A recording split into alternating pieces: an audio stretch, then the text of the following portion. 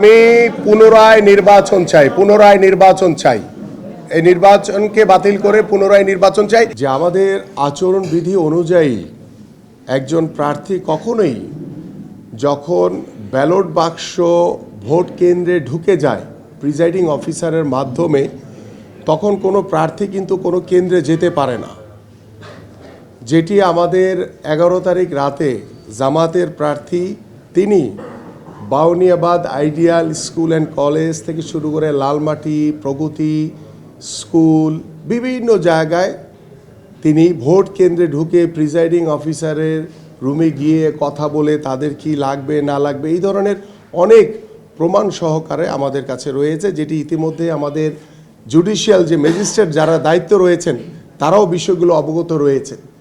তো তাদের যে ইঞ্জিনিয়ারিং সেটা তারা টার্গেট করে কয়েকটি কেন্দ্রকে তারা এই কাজগুলো ঘটিয়েছে। এবং তারপরে আমি একটু ছবি আপনাদেরকে দেখাতে চাই, সেটি হচ্ছে পল্লবী বিদ্যানিকেতন সেকশন 7 মিলভিটা রোড, মহিলা নিচতলা, মহিলা ভোটার কেন্দ্র 2। আপনারা যদি একটু দেখেন তারপর আমি বিষয়টার একটু ব্যাখ্যা দিচ্ছি। আমি প্রথমেই যেটি বলবো, এইখানে এটার দিকে একটু খেয়াল করেন আপনারা, যে আমিনুল হক খানির শীষ 456 ভোট পেয়েছে। তরিকুল ইসলাম আম্মারকা তিনি পেয়েছেন হচ্ছে 583। ঠিক তার পরের ফরম্যাটটি দেখেন, এটাকে একটু বড় করে দেখাই, এইটার নিচে যে ছিঁড়ে দিয়েছে সেটার প্রমাণ আছে। আমি একটু বড় করে দেখাই তাহলে না এই আরেকটু পিছনে যাও। আমি না আর লাগবে না, এনাফ এই যে থাকুক, এইভাবে থাকুক। আমি আপনাদের ব্যাখ্যা দিচ্ছি। দেখেন, আমি যখন গিয়ে অভিযোগ করা হয় রাতের বেলা, তখন তারা ওইখানে ভোট দেখিয়েছে প্রথমে ধানের শীষে 456টি, আম মার্কার তরিকুল ইসলামকে 583 ভোট দেখিয়েছে, যেটি আগের ইয়াতে দেখিয়েছি আমি। একই জিনিস আবার তারা দেখেন, এই যে এখানে ছেঁড়ার একটি দেখা যাচ্ছে, ছিঁড়ে রেখেছে তারা। তার পরবর্তীতে দেখেন তারা এটাকে কারেকশন করে তাৎক্ষণিকভাবে দাঁড়িপাল্লায় ভোট দেখিয়েছে 456টা। এবার বড় করে দাও, ছিঁড়া বিষয়টা দেখেছে তারা, এবার বড় করে দিই তাহলে দেখতে সহজ হবে তাদের। আর একটু নিচের দিকে নামায় দাও।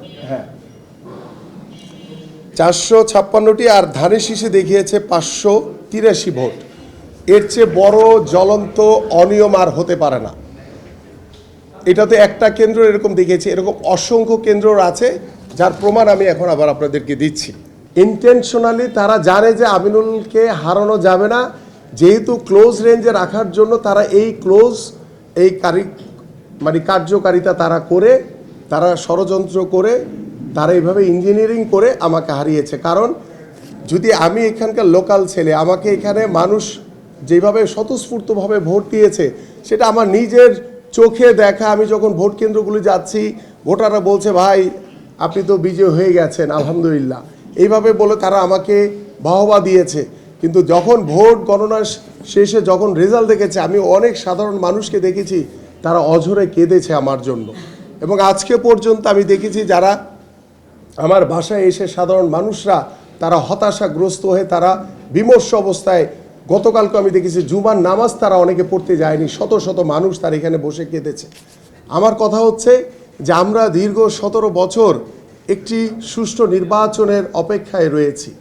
সেটা ইন্টেনশনালি আমাকে টার্গেট করে যেভাবে তারা মেকানিজম করে তারা আমাকে হারিয়েছে, আমি এইটার জন্য ইতিমধ্যে গতকালকে আপনারা সকলেই অবগত আছেন যে আমরা নির্বাচন কমিশন এবং রিটার্নিং কর্মকর্তার বরাবর আমরা চিঠি দিয়েছি যে ভোট পুনর্গণনা করা হোক, পাশাপাশি পুনর্গণনা না হওয়া পর্যন্ত এটার গেজেট স্থগিত করা হবে এবং আমি পুনর্নির্বাচন চাই।